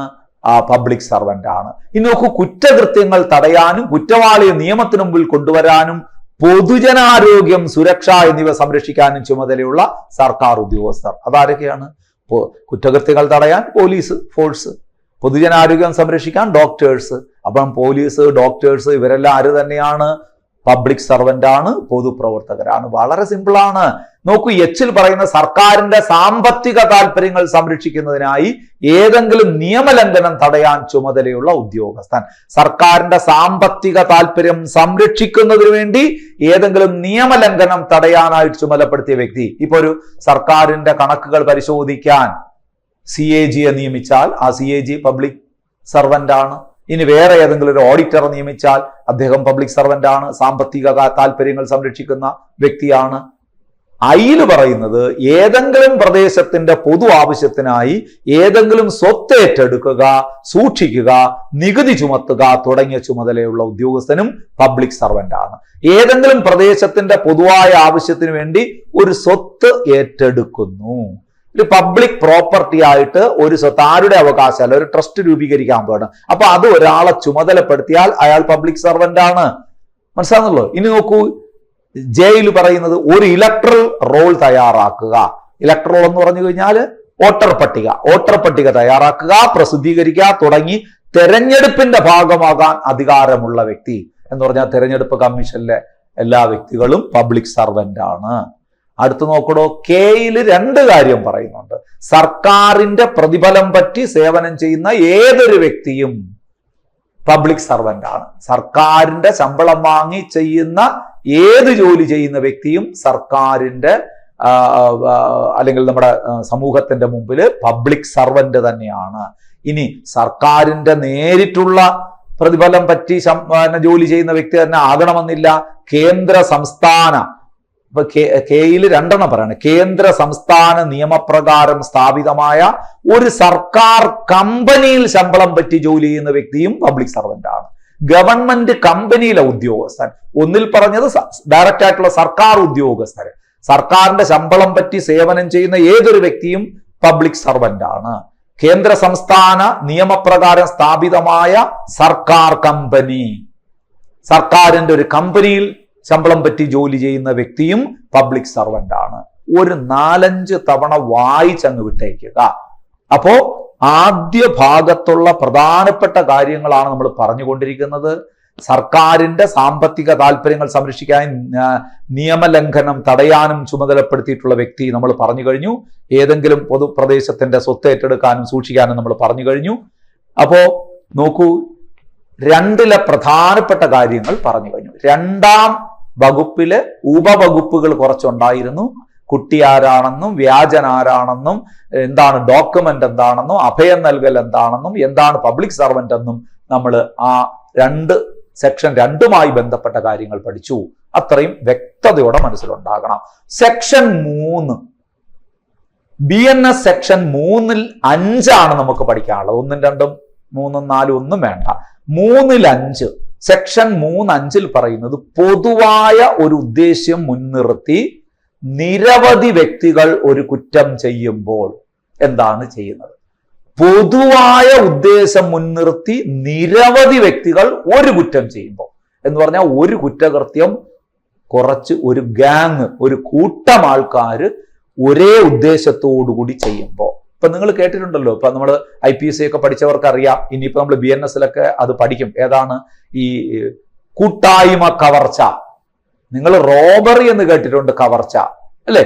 മറ്റേതാണ് ഡക്കോയിറ്റി, ഇംഗ്ലീഷിൽ ഡക്കോയിറ്റി എന്ന് പറയും. കൂട്ടായ്മ കവർച്ച ഒരു 5-6 പേര് ചേർന്ന് നടത്തുന്ന ഒരു മോഷണമെന്ന് വിചാരിക്കുക. ഇവിടെ പറയുന്നത് അങ്ങനെ പൊതുവായ ഉദ്ദേശം മുൻനിർത്തി നിരവധി വ്യക്തികൾ ഒരു കുറ്റകൃത്യം ചെയ്താൽ എങ്ങനെയാണ് അത് പരിഗണിക്കുന്നതെന്ന് ചോദിച്ചാൽ, ഓരോ വ്യക്തിയും അത് താൻ മാത്രം ചെയ്തതുപോലെ തന്നെ ആ പ്രവൃത്തിക്ക് ബാധ്യസ്ഥനാണ്. 5 പേർ ചേർന്ന് ഒരു മോഷണം നടത്തിയാൽ, ഒരു വീട് കൊള്ള നടത്തി കഴിഞ്ഞാൽ ഓരോ വ്യക്തി ആ പണി ചെയ്തതുപോലെ പരിഗണിക്കുകയുള്ളൂ. അല്ലാതെ അവരുടെ മൊത്തം ശിക്ഷ എല്ലാവർക്കും കൂടി വീതിച്ചു കൊടുക്കലല്ല BNS പറയുന്നത്. BNS പറയുന്നത് ആ കുറ്റകൃത്യം ചെയ്താൽ ഒരു വ്യക്തി മാത്രമാണ് ആ കുറ്റകൃത്യം ചെയ്തതുപോലെ ഓരോ വ്യക്തിയും കണക്കാക്കണം എന്ന് പറയുന്നതാണ് സെക്ഷൻ 3(5). പൊതുവായ ഒരു ഉദ്ദേശം മുൻനിർത്തി നിരവധി വ്യക്തികൾ ഒരു കുറ്റകൃത്യം ചെയ്താൽ ഓരോ വ്യക്തിയും അത് താൻ മാത്രം ചെയ്തതുപോലെ തന്നെ ആ പ്രവൃത്തിക്ക് ബാധ്യതയുണ്ട് എന്ന് പറയുന്നതാണ് സെക്ഷൻ 3(5). Section 3(5) clear ആവുന്നുണ്ടല്ലോ? ഇനി നമുക്ക് പഠിക്കാനുള്ളത് അടുത്ത സെക്ഷൻ ശ്രദ്ധിക്കുക. 2 സെക്ഷൻ കൂടി പഠിച്ച് നമ്മുടെ ഈ ആദ്യ വീഡിയോ ക്ലാസ് നമുക്ക് അവസാനിപ്പിക്കാം. അടുത്തൊരു ടോപ്പിക് അടുത്ത ക്ലാസ് പഠിക്കാം. ഇത് പ്രാഥമികമായിട്ട് അറിഞ്ഞിരിക്കേണ്ട കാര്യമാണ്. ഞാൻ ഒരുപാട് വലിച്ചു നീട്ടിയിട്ടില്ല, അത്യാവശ്യമുള്ള കാര്യങ്ങൾ മാത്രമാണ് പറഞ്ഞു പോകുന്നത്. ഇതൊന്നും നിങ്ങൾ ഒഴിവാക്കരുത്. സിലബസ് ഓറിയന്റഡ് ആയിട്ടാണ് നമ്മുടെ ക്ലാസ് മുന്നോട്ട് പോയിക്കൊണ്ടിരിക്കുന്നത്. നന്നായി പഠിക്കണം. BNS-ൽ ആദ്യം പറഞ്ഞ ആ പ്രാഥമികമായ കാര്യങ്ങളൊക്കെ നിങ്ങളെ മനസ്സിലുണ്ടാകും. 2 സെക്ഷനും കൂടി ഈ ക്ലാസ്സിൽ നമുക്ക് പഠിക്കാനുണ്ട്. സെക്ഷൻ 4ഉം 11. 4 മുതൽ 11 വരെ എന്നല്ല പറയുന്നത്, സെക്ഷൻ 4 and 11. സെക്ഷൻ 4 ശരിക്കും പറഞ്ഞാൽ 4 and 11 ശിക്ഷകളെ കുറിച്ചാണ് പറയുന്നത്. 4ലും 11ലും ശിക്ഷകളെ കുറിച്ച് പറയുന്നു.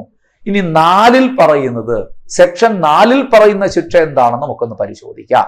കുറ്റവാളികൾക്ക് ബാധ്യതയുള്ള ശിക്ഷകൾ എന്തെല്ലാം എന്ന് പറഞ്ഞാൽ മനസ്സിലായോ? BNS നിയമപ്രകാരം ഏതൊക്കെ ശിക്ഷകളാണ് നൽകേണ്ടത് എന്നാണ് പറയുന്നത്. വിവിധ കുറ്റകൃത്യങ്ങൾ ചെയ്യുന്ന ആൾക്കാർക്ക് എന്തൊക്കെ ശിക്ഷ, ആ ശിക്ഷകളുടെ ഒരു ലിസ്റ്റാണ് നമ്മൾ പറയാൻ പോകുന്നത്. നാലാമത്തെ സെക്ഷനില് 2ല് കുറച്ച് സബ് സെക്ഷൻസ് ഒക്കെ പഠിച്ചു, നിർവചനങ്ങൾ പഠിച്ചു. 3ല് നമ്മൾ കൂട്ടായിട്ട് ഒരു വ്യക്തി ഒരു കുറ്റം ചെയ്താൽ, കൂട്ടായിട്ട് ഒരു കൂട്ടം ആൾക്കാർ ഒരു കുറ്റം ചെയ്താൽ, പൊതുവായ ഉദ്ദേശത്തോടുകൂടി ചെയ്താൽ അതിന്റെ അവരെ എങ്ങനെ പരിഗണിക്കണമെന്നാണ് 3(5)ൽ പറഞ്ഞതെങ്കിൽ, ഇവിടെ 4ൽ പറയുന്നത് ശിക്ഷകള്. BNS നിയമപ്രകാരം കുറ്റവാളികൾക്ക് ബാധ്യതയുള്ള ശിക്ഷകൾ എന്തൊക്കെയാണ്? കുറ്റകൃത്യം ചെയ്താൽ എന്തൊക്കെ ശിക്ഷയാണ് BNS-ൽ പറഞ്ഞിരിക്കുന്നത്? മരണശിക്ഷ, വധശിക്ഷയുണ്ട്. BNS-ൽ വധശിക്ഷയുണ്ട്. ഇന്ത്യ വധശിക്ഷ നിർത്തലാക്കിയ രാജ്യമൊന്നുമല്ല. അതുകൊണ്ട് തൂക്കുകയർ ഏറ്റവും പ്രധാനപ്പെട്ടതാണ്. മേളിൽ നിന്ന് താഴോട്ട് വരികയാണ്, മനസ്സിലാണല്ലോ. നമുക്ക് അവരോഹണ ക്രമത്തിൽ വരികയാണ് വധശിക്ഷ. അടുത്ത് നോക്കൂ, ജീവപര്യന്തം തടവ്. പല കുറ്റകൃത്യങ്ങൾക്കും കിട്ടുന്ന കുറ്റകൃത്യങ്ങൾ ഏതൊക്കെയാണെന്ന് അതനുസരിച്ച് പറയുള്ളൂ. ഇപ്പൊ ശിക്ഷ മാത്രം പറയാണ്. BNS പ്രകാരമുള്ള പരമാവധി ശിക്ഷ എത്ര എന്ന് പരീക്ഷയ്ക്ക് വേണമെങ്കിൽ ചോദിക്കാം. വധശിക്ഷ, മരണശിക്ഷ. ഇനി നോക്കൂ, ജീവപര്യന്തം ശിക്ഷ. ജീവപര്യന്തം എന്ന് പറയുമ്പം പലരും തെറ്റിദ്ധരിക്കും, ഒരു 14 വർഷം 12 വർഷം ശിക്ഷ എന്നൊക്കെ തെറ്റിദ്ധരിച്ച് കളയരുത്. ജീവപര്യന്തം എന്ന വാക്കിന്റെ അർത്ഥം ശേഷിക്കുന്ന ജീവിതകാലം മുഴുവനും. ഇപ്പൊ പോക്സോ കേസിലൊക്കെ പ്രത്യേകിച്ച് ജഡ്ജിമാര് അങ്ങനെ തന്നെ എടുത്തെഴുതുന്നുണ്ട്. ജീവപര്യന്തം എന്ന് പറഞ്ഞിട്ട് ശേഷിക്കുന്ന ജീവിതകാലം മുഴുവനും ശിക്ഷ അനുഭവിക്കണം എന്നെഴുതാറുണ്ട്. അപ്പം BNS പ്രകാരമുള്ള ശിക്ഷകള് വധശിക്ഷയുണ്ട്, മരണശിക്ഷ. പിന്നെ പറയുന്നത് ജീവപര്യന്തം വരെയുള്ള തടവ് അഥവാ ശേഷിക്കുന്ന ജീവിതകാലം മുഴുവനും. ഇനി തടവ് ശിക്ഷ. തടവെന്ന് പറയുമ്പോൾ 2 തരം തടവുണ്ട്. നിങ്ങൾ നിർബന്ധമായി അറിഞ്ഞിരിക്കേണ്ട കാര്യമാണ്. നമ്മൾ ചുരുക്കി RI-യും SI എന്നും പറയാറുണ്ട് അല്ലെ. RI എന്ന് പറഞ്ഞാൽ റിഗ്രസ് ഇംപ്രിസൺമെന്റ്, SI എന്ന് പറഞ്ഞാൽ സിമ്പിൾ ഇംപ്രിസൺമെന്റ്. ഇനി മലയാളത്തിൽ പറയാം, തടവ് 2 തരമുണ്ട്. കഠിന തടവ്, അതാണ് റിഗ്രസ് ഇംപ്രിസൺമെന്റ്. RI ചുരുക്കി നമ്മൾ പറയാം, RI റിഗ്രസ് ഇംപ്രിസൺമെന്റ്, കഠിന തടവ്. മറ്റൊന്ന് എന്താണ്? ലളിത തടവ്, സിമ്പിൾ ഇംപ്രിസൺമെന്റ്, സാധാരണ തടവ്, ലളിത. തമ്മിലുള്ള വ്യത്യാസം എന്താണ്? കഠിന തടവ് എന്ന് പറയുമ്പോ ആ വാക്കിൽ തന്നെ ഉണ്ട്, കഠിനമായ അധ്വാനം അവിടെ ഉണ്ട്. കഠിന തടവിന് ശിക്ഷിക്കപ്പെട്ടിരിക്കുന്ന ഒരു കുറ്റവാളിക്ക് അയാളുടെ ജയിലിലെ അയാൾക്ക് ജീവിക്കാനുള്ള പരിസരം വളരെ പരിമിതമായിരിക്കും, സൗകര്യങ്ങൾ വളരെ പരിമിതമായിരിക്കും. മാത്രമല്ല കഠിനാധ്വാനം ചെയ്യാനും ആ പ്രതി ബാധ്യസ്ഥനാണ്. വലിയ കടുത്ത ജോലികൾ ചെയ്യിപ്പിക്കും, വലിയ സുഖ സൗകര്യങ്ങളൊന്നും ഉണ്ടാവില്ല. ഇതാണ് കഠിന തടവിന്റെ പ്രത്യേകത. എന്താണ് ലളിതമായ തടവെന്ന് പറഞ്ഞു കഴിഞ്ഞാൽ, അത് സ്വാഭാവികമായിട്ടും ഒരല്പം കൂടി മനുഷ്യത്വപരമായിട്ടുള്ള രീതിയായിരിക്കും. അത്ര വലിയ കഠിനാധ്വാനം ഒന്നും അവരെ കൊണ്ട് ചെയ്യിക്കില്ല. അവരെ ശാരീരികമായ അവശതകൾ കൂടെയൊക്കെ പരിഗണിച്ചുകൊണ്ട് മാത്രമേ ചെയ്യുള്ളൂ. കഠിന തടവ് കഠിനം തന്നെയാണ്. റിഗ്രസ് ഇംപ്രിസൺമെന്റ്, ചില കുറ്റകൃത്യങ്ങൾക്ക് അങ്ങനെ കൊടുത്തേ മതിയാകൂ. അത് നമ്മൾ ഇനി അങ്ങോട്ട് ചെല്ലുമ്പോൾ പഠിക്കും. അപ്പം ക്ലിയർ ആയല്ലോ? ഇതാണ് 4ൽ പറയുന്നത്. ഇനി നോക്കൂ, തീർന്നില്ല. 4ൽ പറയുന്നത് ഞാൻ നേരത്തെ പറഞ്ഞ എന്താണ്? വധശിക്ഷ, ജീവപര്യന്തം ശിക്ഷ, പിന്നെ തടവ്. ഇനിയുണ്ട് സ്വത്ത് കണ്ടുകെട്ടൽ. അനധികൃതമായി സ്വത്തൊക്കെ സമ്പാദിച്ചാൽ ആ സ്വത്ത് കണ്ടുകെട്ടൽ നടത്താൻ നിയമത്തിൽ വ്യവസ്ഥയുണ്ട്, BNS-ൽ വ്യവസ്ഥയുണ്ട്. അതും ഒരു ശിക്ഷയാണ്. ഒരാൾ കൈക്കൂലി വാങ്ങി പണം സമാഹരിച്ചു വെച്ചിരിക്കുകയാണ്, അതൊക്കെ കൊടുക്കുമോ? ഇല്ല, അത് പിടിച്ചെടുക്കും. കണ്ടുകെട്ടല്. ഇനി പിഴ. BNS പ്രകാരം പിഴ ഒരുപാടുണ്ട്. പിഴ ഈ പെറ്റി കേസ് മുതൽ അങ്ങോട്ടുള്ള എല്ലാത്തിനും പിഴയുണ്ട്, അല്ലേ? ഹെൽമറ്റ് വയ്ക്കാതെ 2 വീലർ യാത്ര ചെയ്ത് കഴിഞ്ഞാൽ, അതുപോലെ തന്നെ സീറ്റ് ബെൽറ്റ് ഇടാതെ കാർ ഓടിച്ചാൽ, ഇങ്ങനെയൊക്കെ ഉള്ള പിഴകൾ ഇതെല്ലാം ഇതിനകത്ത് പറഞ്ഞിട്ടുണ്ട്. ഇനി നിയമവിരുദ്ധ പ്രവർത്തനങ്ങൾ ചെയ്താൽ, ചെറിയ കുറ്റകൃത്യങ്ങൾ ചെയ്താൽ, ചെറുതും വലുതുമായ കുറ്റകൃത്യങ്ങൾ ചെയ്താൽ അതിനൊക്കെ പിഴ അടയ്ക്കേണ്ടത്. കൊലപാതകം ചെയ്താലും നിങ്ങൾക്കറിയാം, തടവ് ശിക്ഷയ്ക്ക് പുറമെ ചിലപ്പം പിഴയും ഈടാക്കും. ആ പിഴകളെ കുറിച്ചും ഇതിൽ 4ാം സെക്ഷനിൽ പ്രതിപാദിക്കുന്നു. ഇനി നോക്കൂ, അടുത്ത ഒരു ശിക്ഷ എന്താണ്? കമ്മ്യൂണിറ്റി സർവീസ്, കമ്മ്യൂണിറ്റി സേവനം. എന്താണോ കമ്മ്യൂണിറ്റി സേവനം? നോക്കൂ, നമ്മുടെ ലോകമെമ്പാടുമുള്ള രാജ്യങ്ങൾ സ്വീകരിച്ചിരിക്കുന്ന ഒരു ശിക്ഷാ നടപടിയാണ്. യൂറോപ്യൻ രാജ്യങ്ങളിലൊക്കെ ഇത് വ്യാപകമായിട്ടുണ്ട്. എന്താണ് കമ്മ്യൂണിറ്റി സേവിങ് എന്ന് പറഞ്ഞാൽ? ജയിലിൽ അടയ്ക്കൂല. ഒരു കുറ്റകൃത്യം ചെയ്ത വ്യക്തിയെ ജയിലിൽ അടയ്ക്കൂല. പകരം അവനെ കൊണ്ട് സമൂഹത്തിന് വേണ്ടിയിട്ട് ചില സേവനങ്ങൾ ചെയ്യിപ്പിക്കും. എന്ന് പറഞ്ഞാൽ പൊതുസ്ഥലങ്ങൾ വൃത്തിയാക്കല്, ഇപ്പൊ ജീവകാരുണ്യ പ്രവർത്തനങ്ങൾ ചെയ്യുന്ന സംഘടനകളെ സഹായിക്കല്, ഇങ്ങനെയുള്ള കമ്മ്യൂണിറ്റി സർവീസ്, സമൂഹത്തിന് ഇവനെ കൊണ്ട് പ്രയോജനപ്രദമായ രീതിയിൽ ശമ്പളം കൊടുക്കാതെ അവനെ കൊണ്ട് ജോലി ചെയ്യിപ്പിക്കും. അതിന്റെ പേരാണ് കമ്മ്യൂണിറ്റി സർവീസ്. അപ്പൊ നിങ്ങൾ വിചാരിക്കും അവനെ കൊണ്ട് ജോലി ചെയ്യിപ്പിക്കുമ്പോൾ പൊതുസ്ഥലങ്ങളൊക്കെ വൃത്തിയാക്കിച്ചിട്ട് വൈകുന്നേരം ആകുമ്പോൾ തൊഴിലുറപ്പുകാർക്കോ മറ്റുള്ളവർക്കോ കൊടുക്കും പോലെ കൂലി കൊടുക്കുമെന്നല്ല. ഇതൊരു പണിഷ്മെന്റ് ആണ്, ശിക്ഷാ നടപടിയാണ് കമ്മ്യൂണിറ്റി സർവീസ്. മനസ്സിലാകുന്നല്ലോ? അതായത് ഞാൻ പറഞ്ഞത് തന്നെയാണ്, പൊതുസ്ഥലങ്ങൾ വൃത്തിയാക്കല്, അതുപോലെ തന്നെ ഇപ്പൊ ഹോസ്പിറ്റലുകൾ അവിടെയൊക്കെ കൊണ്ട് ചിലപ്പം ബാത്റൂമൊക്കെ കഴിയിക്കും, ചിലപ്പം വേറെ ഏതെങ്കിലും പണി ചെയ്യിപ്പിക്കും. ഇങ്ങനെ കമ്മ്യൂണിറ്റി സർവീസ്, ഇപ്പൊ ജീവകാരുണ്യ പ്രവർത്തനങ്ങൾ ചെയ്യുന്ന സംഘടനയ്ക്ക് വേണ്ടിയിട്ട് പ്രവർത്തിക്കുക. ഇതെന്തിനു വേണ്ടിയിട്ടാണ്? ഇത് അയാൾക്ക് ഒരു ഉത്തരവാദിത്വ ബോധം വളർത്തിയെടുക്കുന്നതിന്, ഈ കുറ്റകൃത്യം ഇനി ആവർത്തിക്കാതിരിക്കാനും സമൂഹത്തോടുള്ള ഒരു പ്രതിബദ്ധത വളർത്തിയെടുക്കുന്നതിനും, ചെയ്തു പോയ കുറ്റത്തിന് പ്രായശ്ചിത്തം ചെയ്യാനുമുള്ള ഒരു അവസരമായിട്ടാണ് കമ്മ്യൂണിറ്റി സർവീസിങ്ങിനെ നമ്മൾ കണക്കാക്കുന്നത്. ഇന്ത്യയിൽ മാത്രമല്ല, ലോകരാഷ്ട്രങ്ങളില് മിക്കവാറുള്ള രാജ്യങ്ങളിലൊക്കെ, പ്രത്യേകിച്ച് യൂറോപ്യൻ രാജ്യങ്ങളിലൊക്കെ ഇങ്ങനെ കമ്മ്യൂണിറ്റി സർവീസിങ് ഒരു ശിക്ഷണ നടപടിയായി സ്വീകരിക്കുന്നു.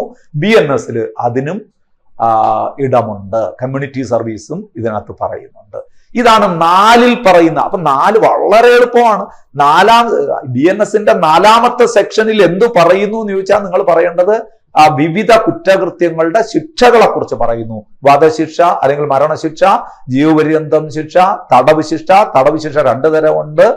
പിന്നെ റിഗ്രസ് ഇംപ്രിസൺമെന്റും ഉണ്ട്, സിമ്പിൾ ഇംപ്രിസൺമെന്റ്. അതാ കഠിന തടവും പിന്നെ ലളിതമായ തടവുമുണ്ട്, സ്വത്ത് കണ്ടുകെട്ടലുണ്ട്, പിന്നെ വിവിധ കുറ്റകൃത്യങ്ങൾക്ക് പിഴ ഈടാക്കലുണ്ട്, കമ്മ്യൂണിറ്റി സർവീസ്, കമ്മ്യൂണിറ്റി സേവനമുണ്ട്. ഇനി ഒരൊറ്റ സെക്ഷനും കൂടെ നമുക്കിവിടെ പഠിക്കാനുള്ളൂ, സെക്ഷൻ 11. സെക്ഷൻ 11 പറയുന്ന സോളിഡാരിറ്റി കണ്ടെയ്ൻമെന്റ് ആണ്. എന്ന് പറഞ്ഞാൽ എന്താണ് ഈ ഏകാന്ത തടവ്? ഏകാന്ത തടവ് എന്ന് പറഞ്ഞു കഴിഞ്ഞാൽ ഈ കോടതിക്ക് കഠിന തടവ് ശിക്ഷിക്കാൻ അധികാരമുള്ള ഒരു കുറ്റകൃത്യത്തിന് ആരെങ്കിലും കുറ്റക്കാരനെന്ന് കണ്ടെത്തുമ്പോൾ തടവിന്റെ ഏതെങ്കിലും ഭാഗം 3 മാസത്തിൽ കൂടാതെ താഴെ പറയുന്ന രീതിയിൽ ഏകാന്ത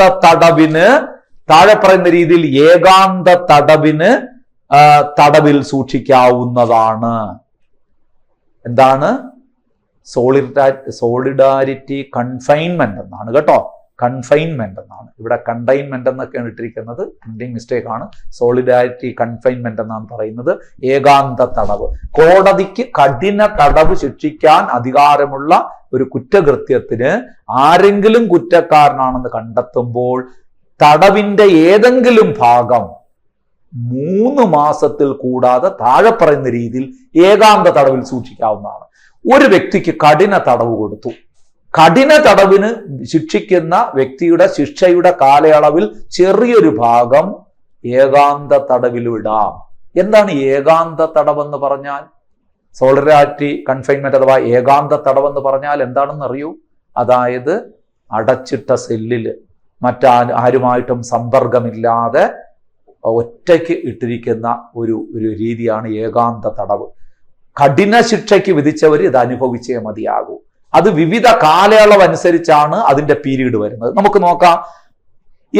നോക്കൂ, തടവ് കാലാവധി 6 മാസത്തിൽ കൂടാത്തതാണെങ്കിൽ 1 മാസത്തിൽ കൂടാത്ത സമയം നമ്മുടെ ഈ ഏകാന്ത തടവ് കൊടുക്കണം. 6 മാസത്തിൽ കൂടാത്ത, 6 മാസത്തിനകത്ത് ശിക്ഷ കിട്ടിയ ആള്, പക്ഷെ ശിക്ഷ ഏതായിരുന്നു? കഠിന തടവാണ്. അപ്പൊ എന്ത് വേണം അവിടെ? ഏകാന്ത തടവ് വേണം. അങ്ങനെ 6 മാസത്തിൽ കുറവ് ശിക്ഷ കിട്ടിയ ഒരാൾക്ക് കൂടുതലൊന്നും വേണ്ട, 1 മാസത്തിൽ കൂടാത്ത 1 മാസമെങ്കിലും അയാളെ ഏകാന്ത തടവിനിടണം, അടച്ചിട്ട സെല്ലിലിടണം എന്നർത്ഥം. ഇനി തടവിൽ നോക്കൂ, തടവ് കാലാവധി 6 മാസത്തിൽ കവിയുകയും 1 വർഷത്തിനുള്ളിൽ ആണെങ്കിൽ 2 മാസത്തിൽ കൂടാത്ത ഏകാന്ത തടവ് കൊടുക്കണം. 6 മാസത്തിൽ താഴെയാണെങ്കിൽ 1 മാസമെങ്കിലും കൊടുക്കണം. 6 മാസത്തിൽ കൂടുതൽ 1 വർഷത്തിനകത്താണ് തടവെങ്കിൽ തീർച്ചയായിട്ടും അവിടെ എന്ത് കൊടുക്കണം? 2 മാസമെങ്കിലും അയാളെ ഏകാന്ത തടവിന് വിധേയനാക്കണം. ഇനി നോക്കൂ, തടവ് കാലാവധി 1 വർഷത്തിൽ കൂടുതലാണെങ്കിൽ, ഇനി 1 വർഷത്തിൽ കൂടുതൽ കഠിന തടവിന് ശിക്ഷിച്ച ഒരാളാണെങ്കിൽ 3 മാസമെങ്കിലും ഏകാന്ത തടവിന് അദ്ദേഹം വിധേയനാകും.